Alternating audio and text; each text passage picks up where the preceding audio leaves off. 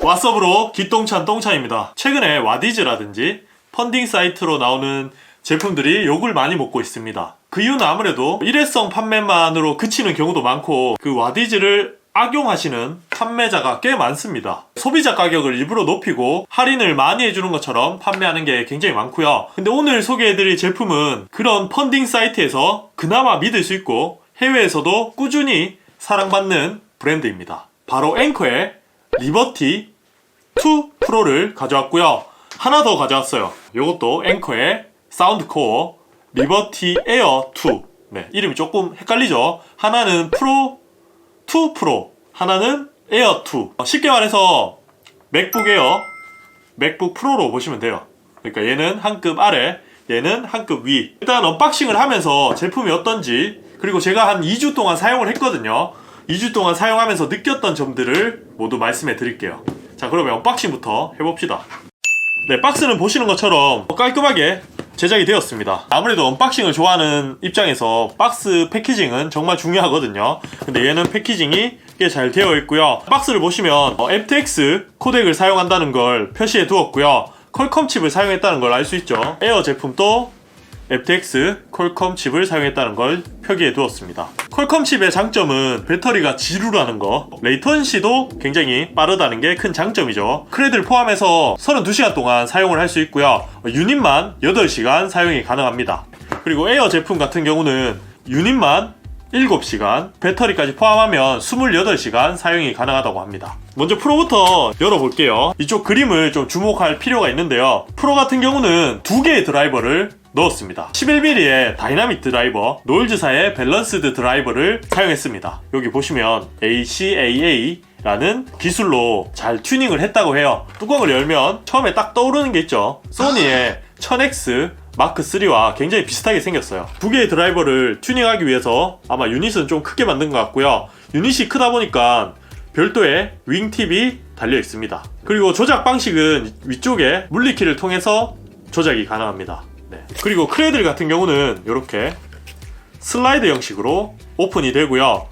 생각보다 크기도 괜찮고 무선 충전, USB-C 타입, 최근에 나온 크레들 중에 굉장히 품질이 좋은 크레들입니다. 이렇게 덮개도 있고요. 보시면 먼지가 들어가지 않게 덮개도 이렇게 만들어져 있고요. 앞쪽에 LED를 통해서 배터리 잔량이 표시가 됩니다. 유닛을 넣을 땐 그냥 이렇게 던져 놓으면 잘 들어가더라고요. 안 되네. 자석을 통해서 쏙쏙 붙는 편이고요. 그리고 내부에 구성품은 설명서 보지 않죠. 네, 그리고 USB-C 타입의 케이블, 그리고 엄청 많은 이어팁을 제공합니다. 그리고 에어 같은 경우는 뚜껑을 열면 Here ID라고 또 광고를 합니다. 네, 이게 또 핵심 기술을 아마 여기 적는 것 같아요. 여기 아재가 아주 편안한 표정으로 노래를 듣고 있고요. Here ID라는 기술은 에어팟의 적응형 적응형 EQ와 비슷합니다. 에어팟 같은 경우는 자동으로 이제 내장 마이크를 통해서 어떻게 들려지는지 판단을 한 다음에 EQ를 설정해 주잖아요. 근데 얘 같은 경우는 청각 테스트를 해요. 넓은 영역의 주파수를 들려주면서 이제 수동으로 테스트를 진행하고요. 이 히어 아이디 같은 경우는 프로에도 내장되어 있습니다. 네, 이렇게 별도의 앱을 통해서 연결을 하고요. 이퀄라이저 조정을 한다든지 히어 아이디도 이쪽에서 설정이 가능합니다. 지금 한번 해볼게요. 한 3분 정도 테스트 시간이 걸린다고 합니다. 네, 여기 또 나이를 또 공개해야 되네요. 저는 30에서 40. 다음, 이게 주변이 좀 조용한 곳에서 테스트를 해야 된다고 합니다. 제가 목소리 좀 크니까 테스트 진행이 되지 않고요. 제가 조용하면 다음이 됩니다. 그리고 이제 이어폰을 착용을 하고 그리고 다음을 눌러주면 테스트가 되겠죠. 네, 알겠어요. 조용해야 돼요. 자, 시작. 한번 해볼게요. 보시는 것처럼 저는 양쪽 키가 그래도 동일합니다. 테스트 결과가. 근데 각각의 귀를 따로 테스트하기 때문에 한쪽 귀가 조금 더 안 좋으신 분들 있잖아요. 그런 분들에게는 조금 더 정확하게 테스트를 해주는 것 같습니다. 저 같은 경우는 고음이 좀 안 들리나 봐요. 그래서 고음을 조금 더 높게 이퀄라이저를 조정해 주고요. 중음도 좀 안 들리나 봅니다. 네, 제가 나이가 좀 있기 때문에 하여튼 소시적에 클럽을 많이 다니셨거나 총 좀 쐈다 이런 분들은 귀가 좀 안 들릴 수도 있거든요. 전체적인 음량을 높이기보다는 본인 귀에 맞게 음역대에 맞춰서 조절해 준다는 게 저는 좋은 기능이라고 생각이 되고요. 에어도 거의 똑같은 방식으로 포장이 되어 있고요. 구성품도 비슷해요. 근데 얘는 좀 다른 점이 있다면 디자인이 콩나물 방식입니다. 떠오르는 게 딱 있죠. 얘는 소니, 얘는 에어팟이 딱 떠오릅니다. 뚜껑을 열어보면 거의 에어팟과 동일하게 들어가 있고요. 딱 느낌이 오실 거예요. 거의 느낌이 동일합니다. 그리고 전체적인 빌드 퀄리티는 상당히 뛰어납니다.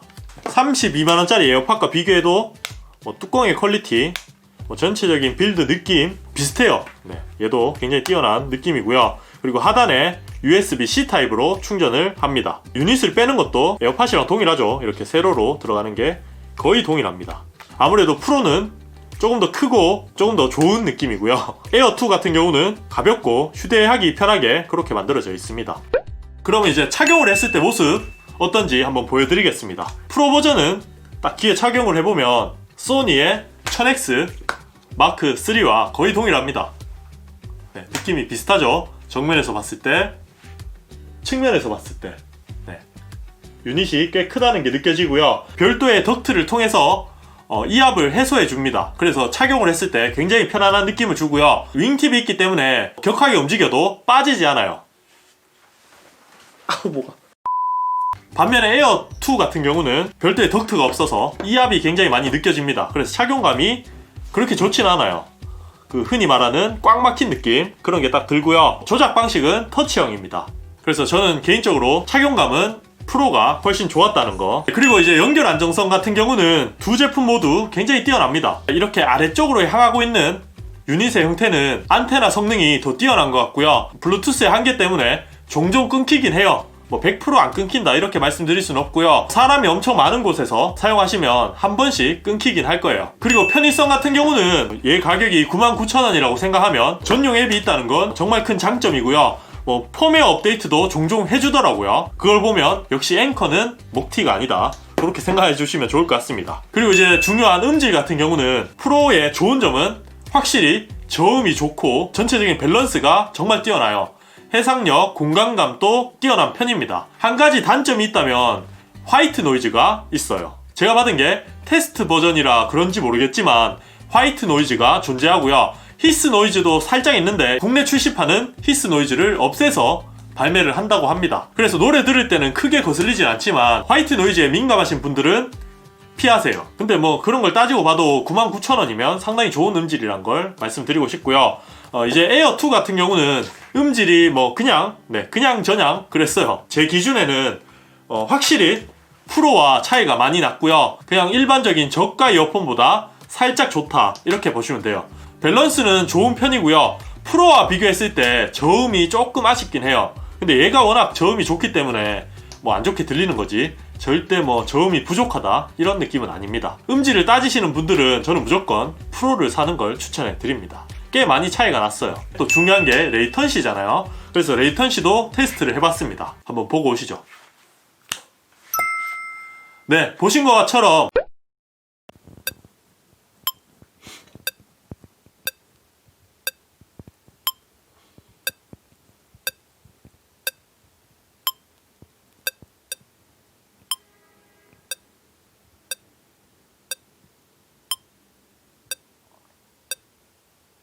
AS, 애프터 서비스 컨텐츠입니다. 빔 프로젝터 두 번째 편이라고 보시면 됩니다. 제가 나름대로 이 제품을 찾을 때도 정말 노력해서 찾았거든요. 해상도, 밝기 모든 걸 다 따지고 구매를 했지만 그 영상에 댓글을 통해서 어떤 제품이 더 좋다는 제품이 나타났습니다. 보신 것처럼 레이턴시는 상당히 빠른 편이고요. 역시 퀄컴 칩은 반응 속도가 좋았습니다. 물론 근데 게임은 할 수 없어요. 게임을 하려면 유선 이어폰을 사용하시는 걸 추천해 드립니다. 지금 현존하는 블루투스 이어폰 중에 게임을 할 수 있는 수준은 제가 봤을 때 거의 없어요. 레이저에서 60ms 정도로 반응하는 이어폰을 발매를 했다고 하지만 걔도 아마 게임을 하면 살짝 불편할 걸로 예상이 되고요. 리버티 프로 같은 경우는 150ms 정도의 레이턴시가 느껴집니다. 그 정도면 굉장히 빠른 편이고요. 게임만 빼면 굉장히 좋은 수준의 레이턴시였습니다. 그리고 이제 또 궁금해 하시는 게 통화 품질이니까 이 부분 또 테스트를 통해서 들려드릴게요. 이번엔 박수. 이게 프로의 통화 품질입니다. 주변이 조용할 때는 뭐 중요하지 않겠죠. 한번 주변에 소음이 있을 때 어떤지 들려드릴게요. 지금 주변이 조금 시끄러울 때 통화 품질입니다. 이제 뚜기까지 짓고 있기 때문에 조금 더 시끄럽죠. 정도면 굉장히 시끄러운 소음입니다. 뚜기가 이렇게 짖을 때 이 정도인지 판단해 주시면 좋을 것 같고요. 그럼 이제 에어로 한번 테스트를 해보죠. 자, 이거는 리버티 에어 2의 통화 품질입니다. 주변에 소음이 조금 있을 때 환경이고요. 아까처럼 뚜기가 짖진 않지만 TV를 켜놓은 상태입니다. 보시는 분들이 알아서 판단해 주시면 좋을 것 같아요. 그리고 지금 어묵이 한 팩에 29,000. 통화 품질은 두 제품 모두 괜찮은 편이고요. 아무래도 마이크 성능이 뛰어난 제품을 쓴 것 같아요. 그래서 소음이 어느 정도 있는 곳에서는 통화를 하기에 전혀 불편함이 없고요. 사람이 엄청 많거나 주변이 엄청 시끄러운 곳, 그런 곳에 사용하시면 불편하실 거예요. 이제 결론을 내리자면 타 이어폰에 비하면 색다른 기술들이 많이 들어갔습니다. AC, AA 두 가지 드라이버를 잘 튜닝해서 좋은 밸런스의 음질을 들려주는 것도 좋았고요. 히얼 아이디를 통해서 개인의 귀 건강에 맞춰서 노래를 틀어준다는 것도 좋았습니다. 또 앵커가 그냥 듣보잡 브랜드가 아니라 가성비 좋은 제품을 만드는 브랜드다 보니까 사후 관리도 어느 정도 되는 그런 브랜드입니다. 그래서 저는 추천해 드리고 싶어요. 오늘 영상은 여기까지고요. 오늘 영상이 재밌었거나 도움이 되셨다면 좋아요, 구독하기 꼭 눌러주시고요. 다음 시간에 또 밝은 모습으로 찾아뵙도록 할게요. 그러면 다음에 봐요.